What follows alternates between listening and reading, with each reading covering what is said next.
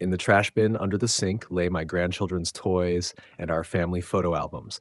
I'd come to fix a faucet, only to discover our entire history thrown out like garbage. Only money matters, Dad, my daughter explained, and I felt like an idiot for not understanding that. Her answer was supposed to teach me a lesson, a single, comprehensive one about what place I hold in her new world.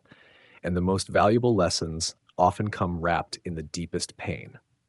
Perfect. The lesson would go both ways. Before we continue, please subscribe to stay updated on our latest stories and feel free to share your thoughts in the comments. I pulled into her driveway and grabbed my phone, hitting FaceTime.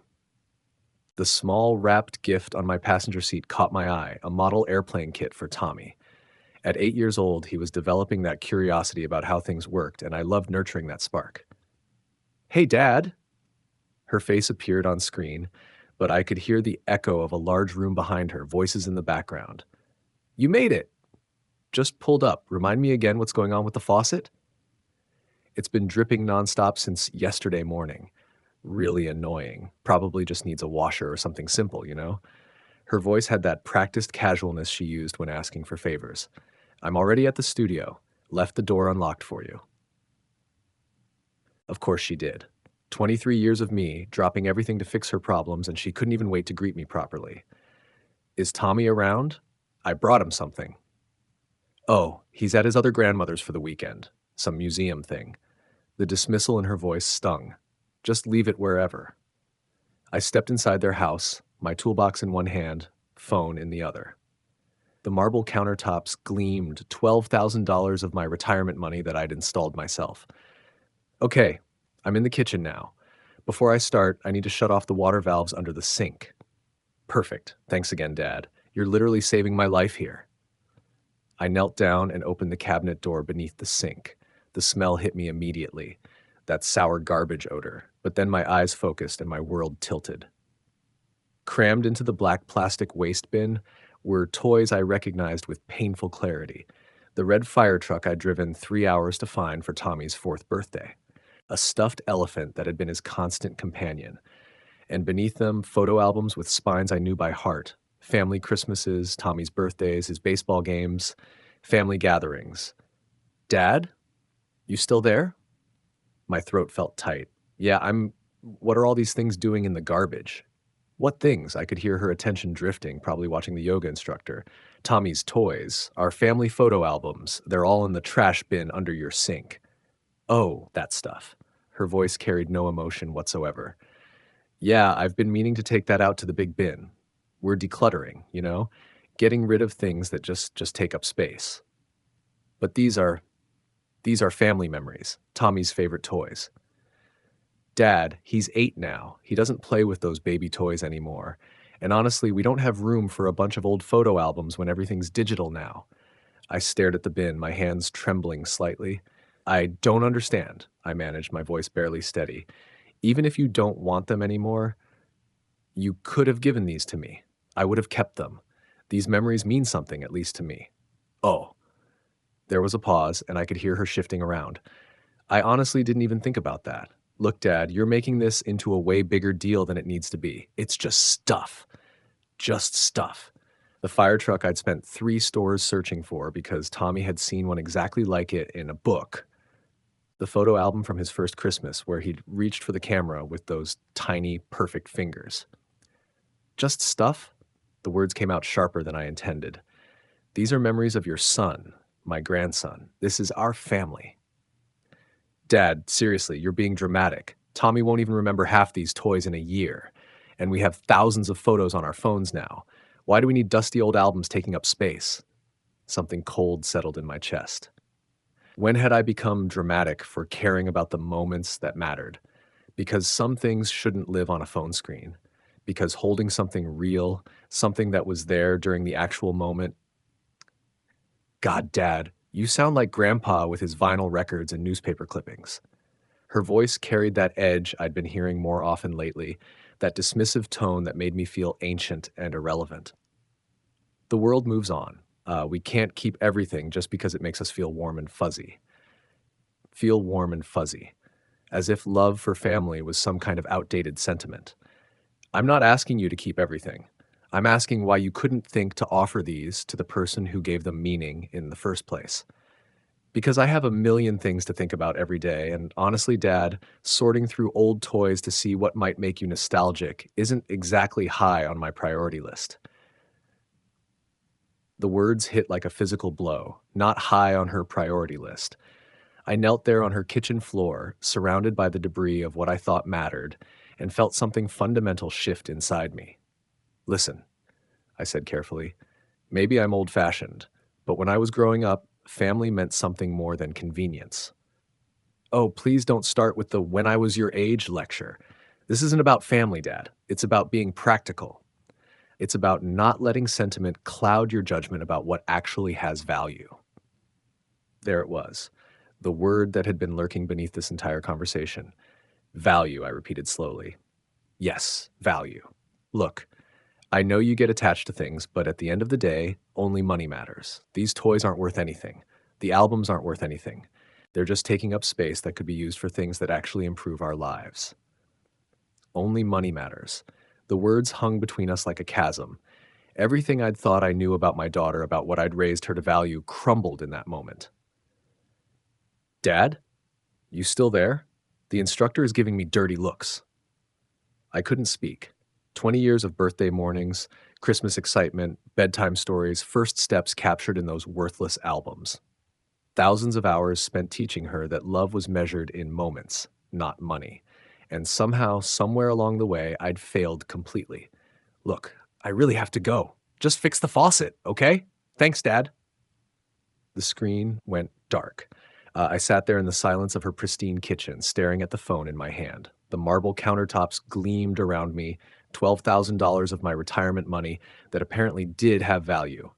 But the memories of why I'd installed them, the joy on her face when she'd first seen them, the pride I'd felt in creating something beautiful for my daughter, that was just sentiment clouding my judgment. Slowly, carefully, I reached into the garbage bin and pulled out what could be saved. The fire truck was scratched but intact. A few photo albums had coffee grounds on the covers but were otherwise fine. Tommy's stuffed elephant was slightly damp but salvageable. I set them on the counter like rescued survivors. Then I turned to the faucet. My toolbox lay open, wrenches and washers arranged with the precision of 4 decades in construction. I could fix this in 15 minutes. Replace the valve seat, tighten the packing nut, test the water pressure. It was simple work, the kind of problem solving that had defined my life. I picked up my adjustable wrench and positioned it around the packing nut. The familiar weight felt right in my hands. I started to turn it counterclockwise, muscle memory guiding the motion. 1/4 turn. The dripping slowed slightly. My hands stopped. I stared at the wrench, frozen mid-turn. Why was I fixing this? So she could have one less problem to worry about while she dismissed everything I valued as clutter? So she could save the money it would cost to call a real plumber, money that actually mattered, unlike the grandfather who provided free labor? Slowly, deliberately, I loosened the nut back to where it had been. The dripping resumed its steady rhythm. Then I set the wrench back down. For the first time in my life, I looked at a broken thing and decided it could stay broken. I packed my tools methodically, each one returning to its designated place. The rescued items went into a grocery bag I found under the sink, a different bag in a different cabinet, far from the garbage that had held them. I walked to the front door, my footsteps echoing in the empty house. At the threshold, I paused and looked back at the kitchen. The faucet continued its steady drip, a metronome marking time in a house where only money mattered. The sound followed me all the way to my truck. The call came at 4:17 p.m., just as I was sitting down with my coffee and the salvaged photo albums spread across my kitchen table. Her name flashed on my phone screen, and something in my chest tightened. Dad? Her voice had lost all traces of the casual dismissal from this morning. Now there was irritation, sharp and immediate. Did you actually fix the faucet?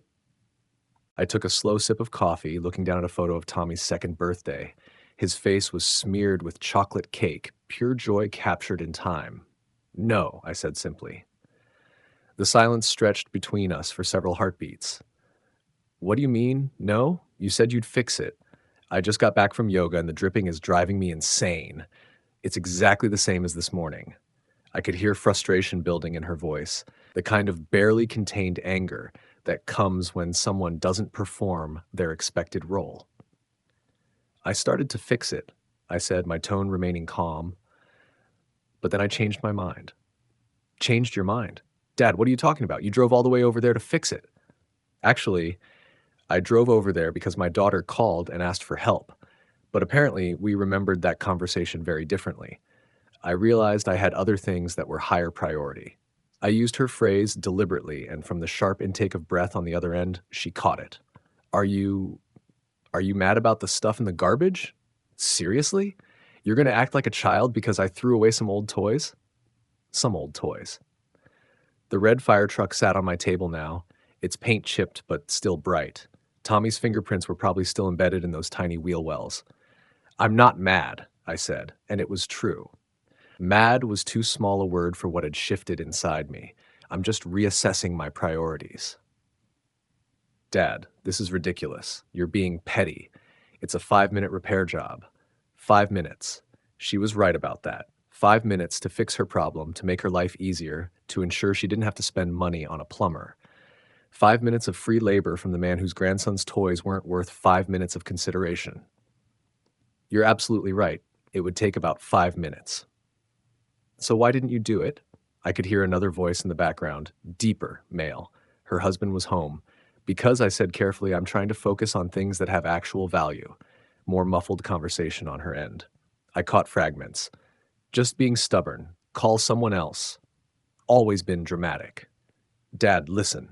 Her voice took on that patient Aloika, condescending tone people use when they think they're dealing with someone unreasonable.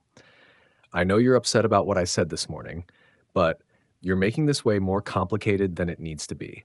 Look, if this is about money now, I'll pay you for the repair. How's $50? I didn't realize you expected payment.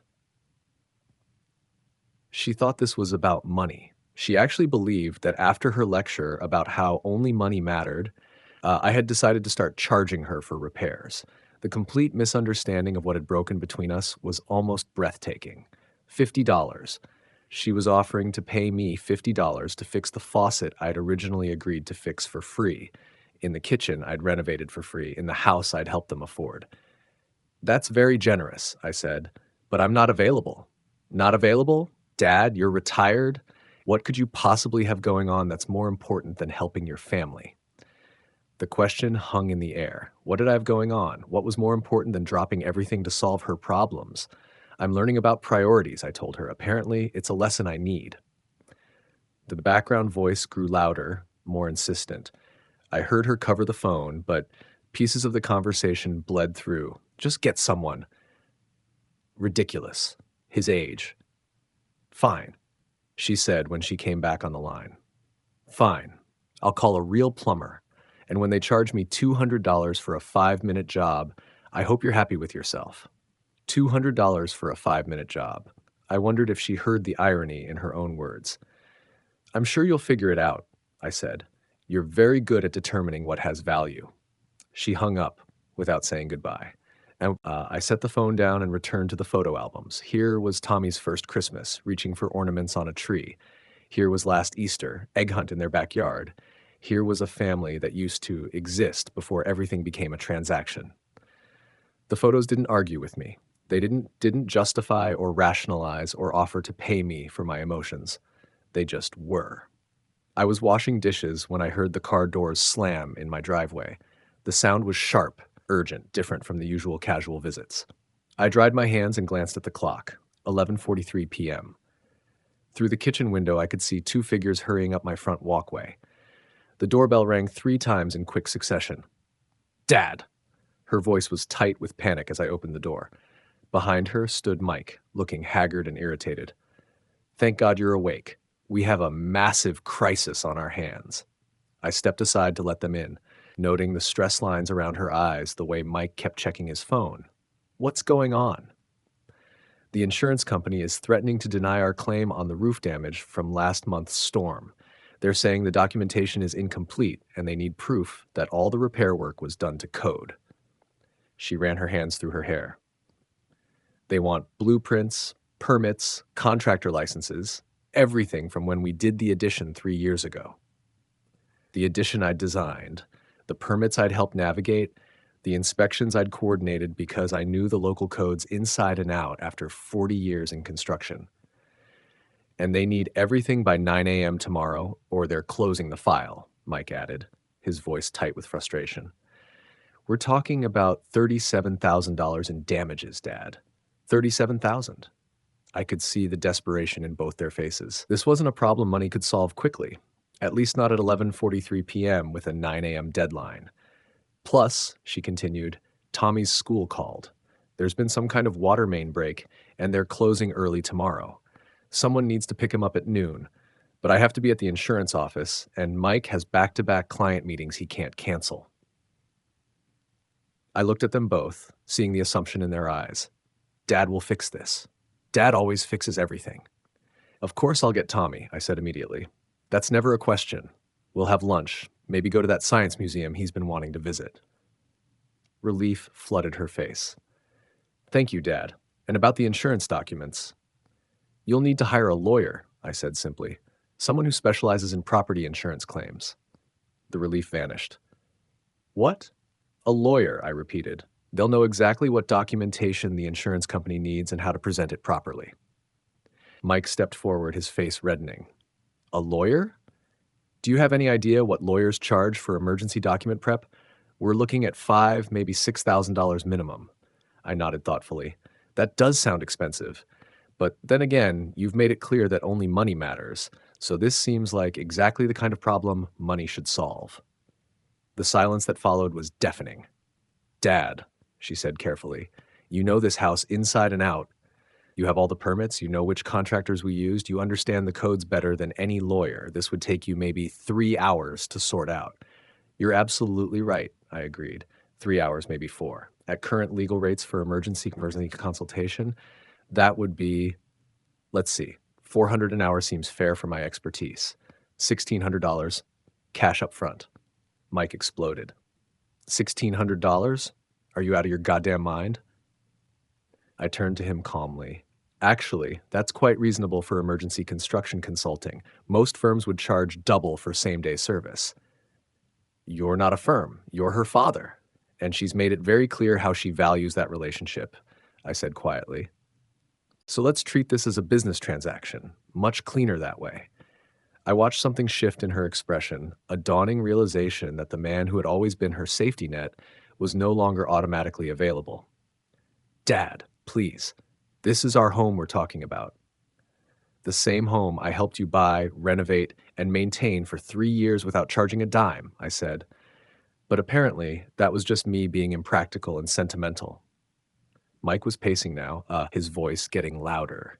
This is insane. You can't just suddenly start charging family for help. Why not? I asked genuinely. Wasn't it your idea that only money matters? I'm just adapting to your philosophy. The look that passed between them was electric. She spun toward him, something dangerous flashing in her eyes. Your idea, she hissed. That's not, Mike stammered. I never said to treat your father like... You absolutely did. Her voice was rising now. You're the one who said we need to stop being so sentimental about stuff that doesn't have real value. You're the one who said Dad was being ridiculous about those old photos and toys. I watched this revelation unfold with quiet interest. The puppet master was finally being revealed. Look, Mike said desperately, can we just focus on the problem here? We need those documents, and hiring a lawyer is going to cost us a fortune. Then I suggest you start making phone calls, I said. But just so we're clear, Tommy will always be welcome here, no charge. Some relationships actually don't have price tags. I moved toward the door, a clear signal that our business was concluded. This is unbelievable, Mike muttered. Your own father is holding you hostage over some stupid argument about garbage. I paused, my hand on the doorknob. No, I said quietly. I'm just finally speaking a language you both understand. They left without another word, but through my window I could see them arguing in the driveway. Sharp gestures, raised voices, the kind of fight that reveals cracks in a foundation. Sometimes the most important construction work happens when you stop building and start letting things fall apart on their own. Tommy's eyes lit up when he saw me standing outside his school at noon, just as they always did. 8 years old, gap-toothed grin, backpack almost as big as he was. "Grandpa, Mom said you were coming." He ran straight into my arms, and for a moment the weight of the last week lifted from my shoulders. "Are we going somewhere fun?" "Absolutely. How about that burger place with the arcade? The one with the robot that brings your food?" His excitement was infectious, bubbling over as we drove across town. He chattered about his science project, about how his teacher said his volcano was the best in the class, about how he wanted to build a real rocket someday. "You know what, buddy? I think you'd make an excellent engineer," I told him as we slid into a booth at Chuck's Family Fun Center. The robot waiter rolled up to take our orders, and Tommy nearly fell out of his seat with delight. For an hour, I watched my grandson be exactly what he was, a curious, joyful 8-year-old boy who thought the world was full of wonders waiting to be discovered. We talked about space, about dinosaurs, about whether robots could ever really think like people. His mind was sharp, always asking why and how, never satisfied with simple answers. This was what I'd been fighting for, not the toys themselves, but what they represented. The love, the memories, the connection between generations that couldn't be reduced to a price tag. When we got back to my house, Tommy headed straight for the bathroom while I started making his favorite snack, peanut butter sandwiches cut into triangles with the crusts off. That's when I heard the gasp from the living room. "Grandpa! Grandpa! Come here!" I found him on the floor, clutching his red fire truck and stuffed elephant, his face transformed with pure joy. "Bongo! And my fire truck!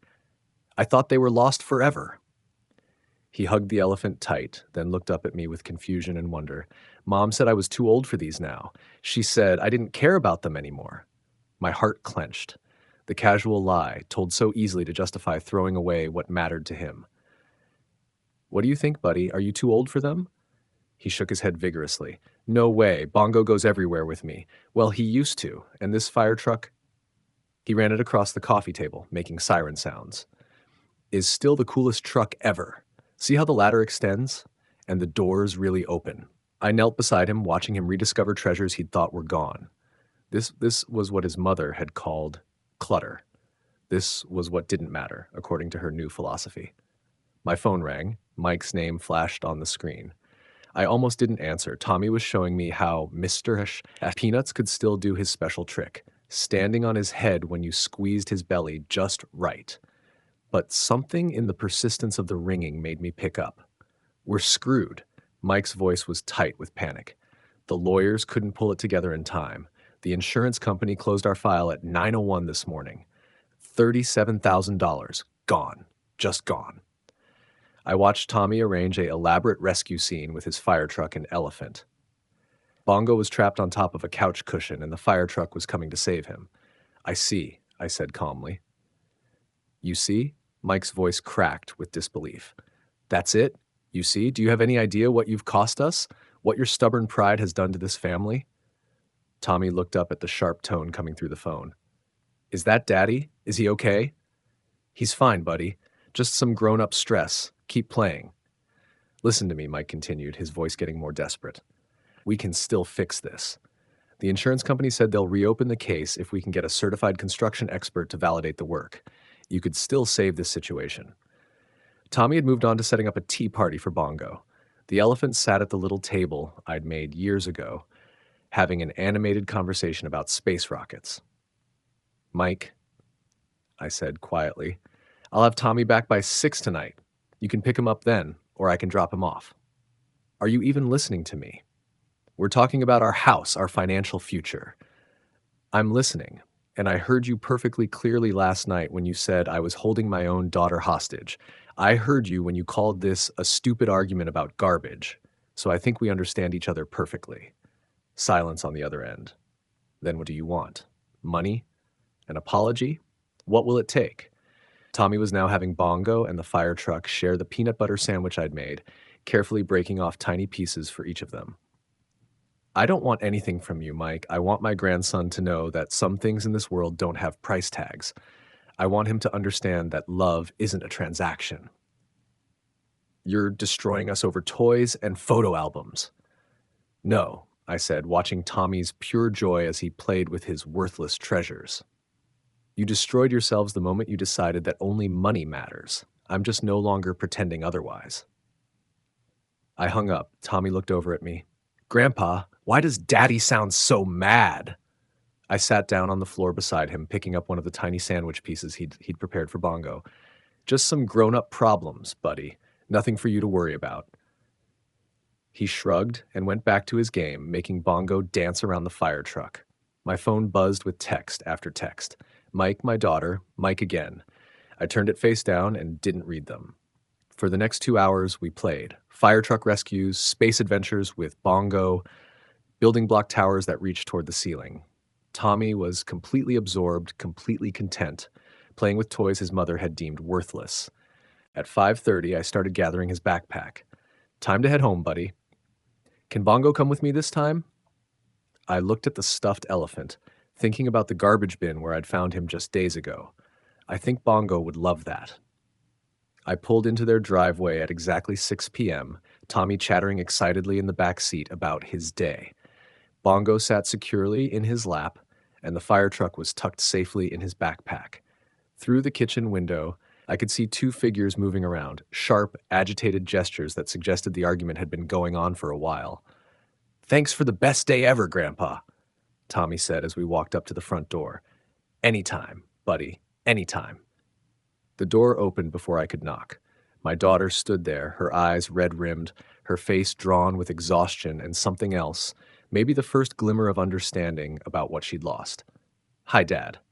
Behind her, Mike appeared, his tie loosened, his shirt wrinkled, looking like a man who'd spent the day watching his world fall apart. His eyes immediately locked onto the stuffed elephant in Tommy's arms, and I saw something ugly flash across his face. Tommy, go wash up for dinner, she said softly. But I want to show you Bongo. Tommy held up his elephant proudly. Mike's face darkened, and when he spoke, his voice carried a venom that made my chest tighten with protective anger. Where the hell did that come from? The sharpness in his voice made Tommy step back, clutching Bongo tighter. I felt my hands clench involuntarily. This was my grandson, an innocent child, and this man was directing his rage at him. Language, Mike, my daughter said quietly, but there was exhaustion in her voice as if she'd been saying it all day. Language? We just lost $37,000 because your father decided to play games, and you're worried about language?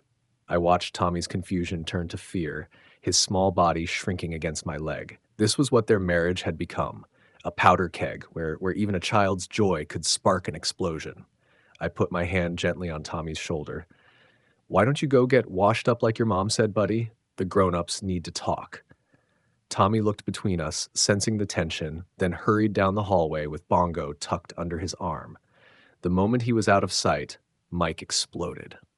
I hope you're proud of yourself. $37,000. Gone, because you were too stubborn and petty to help your own family. I stood in their entryway, calm as still water, and let him rage.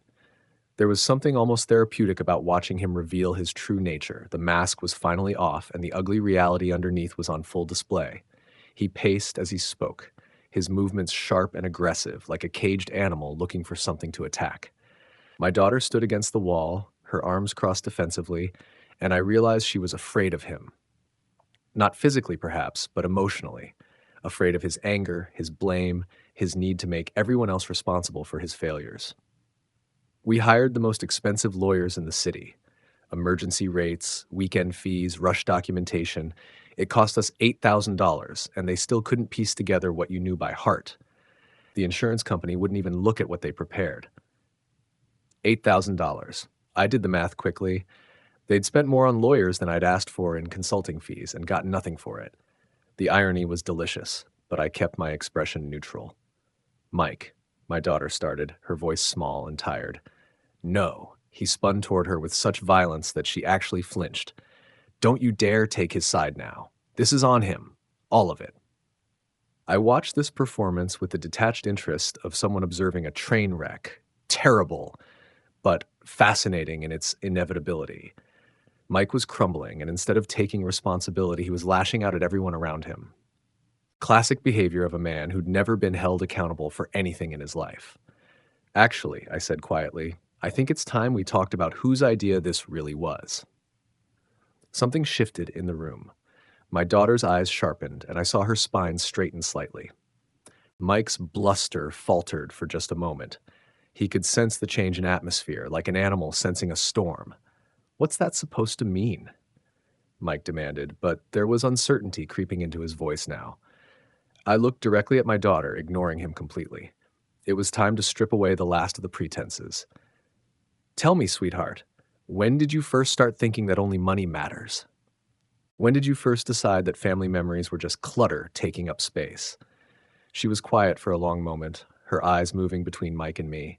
I could see the wheels turning, the connections finally being made that should have been made years ago. Mike shifted uncomfortably. He knew what was coming. She stopped. Started again. It wasn't. It was after you married him, wasn't it? I continued gently, my voice taking on the tone I'd used when she was little and had done something wrong, not angry, just disappointed. Because I remember a little girl who kept every drawing she ever made, every card I ever gave her, every photo of every moment we shared. I saw her eyes fill with tears, and for a moment I glimpsed the daughter I'd raised, the one who used to save butterfly wings between the pages of books, the one who'd cried when we had to throw away her broken dollhouse because she said it still had feelings.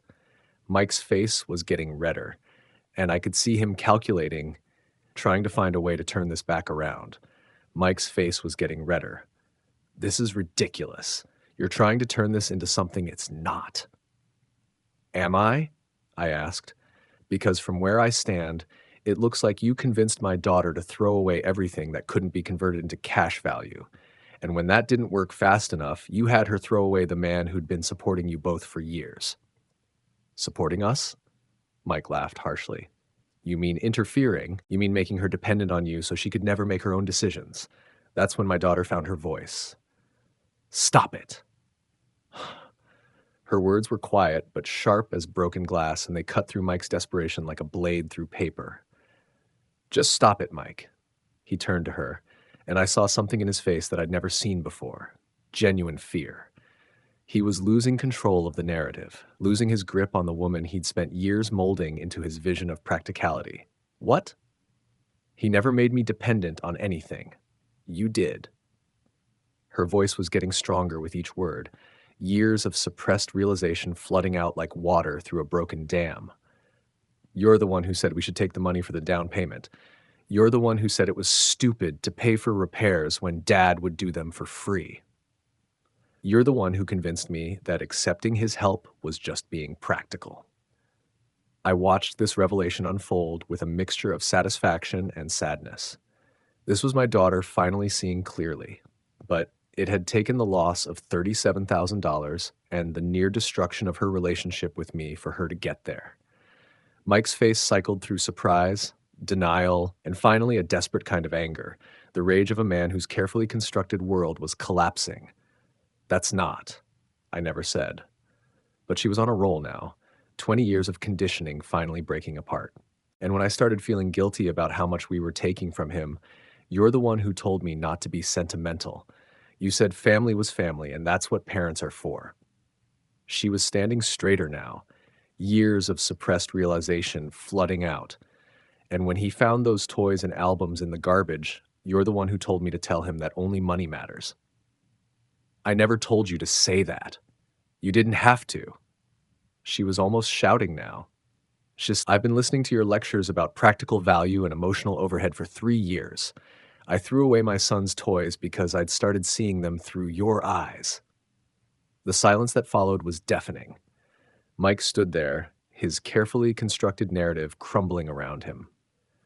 I cleared my throat softly, and both of them turned to look at me.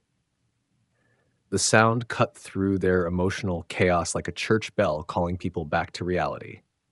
The interesting thing about all this, I said, my voice carrying the calm authority of someone who'd finally accepted the truth about his situation, is that I would have helped you anyway, even after the cruel things you said, even after you threw away 20 years of love like it was garbage. I could see my daughter's face crumple slightly at these words. Good. She needed to understand the magnitude of what she'd lost. If you had just asked, really asked, with a little humility and respect, I would have spent all night getting those documents together. I would have called in favors, pulled strings, done whatever it took. Mike's mouth opened and closed like a fish gasping for air, and I realized he was finally understanding the scope of his miscalculation. He'd burned a bridge he could never rebuild, and it was going to cost him far more than $37,000. But instead, you demanded, you expected, you treated me like hired help while simultaneously refusing to pay for the service. I shook my head slowly, letting my disappointment show for the first time. And when I finally started charging you the same rates you pay strangers, you called me crazy. I let that sink in for a moment, watching Mike's face as he processed the reality that his own arrogance had cost him everything. This was what victory looked like. Not celebration, but the quiet satisfaction of watching someone reap exactly what they'd sown.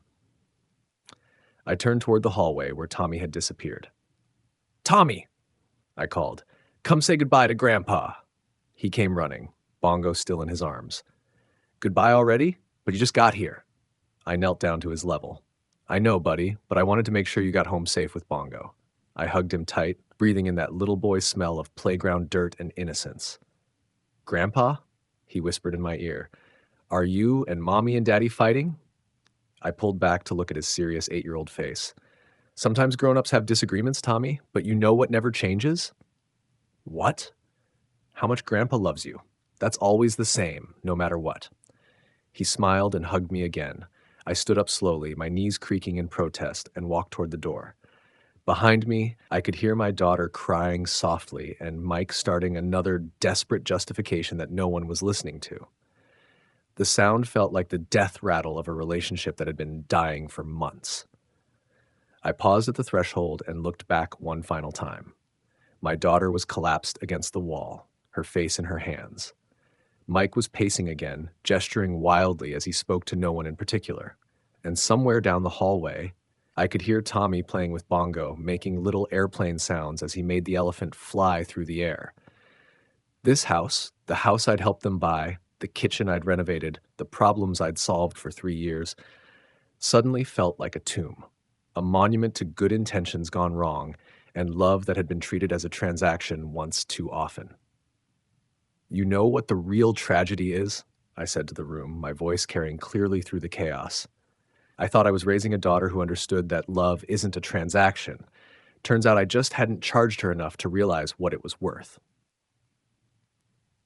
My daughter looked up at me through her tears, and for just a moment, I saw the little girl who used to run to me with skinned knees and broken toys, believing I could fix anything. But some things once broken can't be repaired.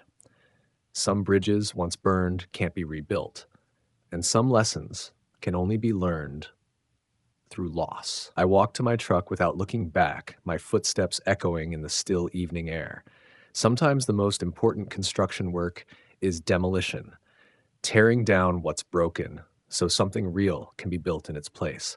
And sometimes you have to walk away from the wreckage to realize that you were never the one who needed fixing. The next morning, I was drinking coffee on my porch when I saw a familiar car pull into my driveway. My daughter got out alone. No Mike, no Tommy, and walked slowly toward my front door. I didn't move from my chair. She stood at the bottom of my porch steps, looking up at me with red-rimmed eyes and the kind of exhaustion that comes from a sleepless night of hard truths. "I spent all night thinking about what you said." I sipped my coffee and waited. About how I used to save everything. About how I used to care about things that couldn't be converted into cash value. Her voice was hoarse. "You were right. I did become someone I don't recognize." The morning air was crisp, autumn settling in around us like a blanket. Somewhere in the distance, I could hear children playing, the sound of innocence that both of us had forgotten how to protect. "And," I asked, "and I don't know if I can fix what I broke." She climbed the first step, then stopped.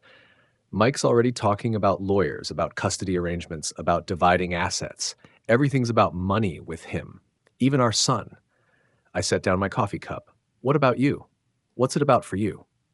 She was quiet for a long moment, staring at the porch boards between us. "I want my son to know his grandfather. I want him to grow up understanding that some things matter more than their price tag. I want Her voice cracked. I want to remember who I was before I let someone else define what had value. I studied her face, looking for signs of manipulation, for the calculated expressions I'd grown so tired of seeing. But all I saw was a woman who'd finally looked in the mirror and didn't like what was looking back. Tommy can visit anytime, I said. And me? The question hung between us like a bridge half built, waiting to see if it would hold weight or collapse under the first real test. That depends on whether you're asking as my daughter or as someone who needs something fixed. She climbed another step. I'm asking as someone who threw away the most important relationship in her life because she forgot that love isn't a transaction. I stood up slowly, my coffee cup still in my hands. Love isn't a transaction, I agreed. But trust has to be earned back. Respect has to be rebuilt. And understanding. I looked at her directly. Understanding has to be paid for with humility. She nodded, tears starting to flow freely now. I know, and I know it might take years. But Dad, I miss you. Not your help, not your solutions to my problems. I miss you. I walked to the edge of the porch and looked down at my daughter, really looked at her, maybe for the first time in years. Some bridges can be rebuilt, but only if both sides are willing to do the work, and only if everyone understands that the new bridge won't look anything like the old one. Sometimes that's exactly what makes it stronger. Come inside, I said finally. Let's talk about what rebuilding looks like. She climbed the rest of the steps, and for the first time in months, I held the door open for my daughter. Not because she expected it, but because she'd finally learned to appreciate it. If you enjoyed this story, remember to like this video, subscribe to the channel, and share your thoughts in the comments. And when you're ready for the next story, just click the box on the left. Thanks for watching.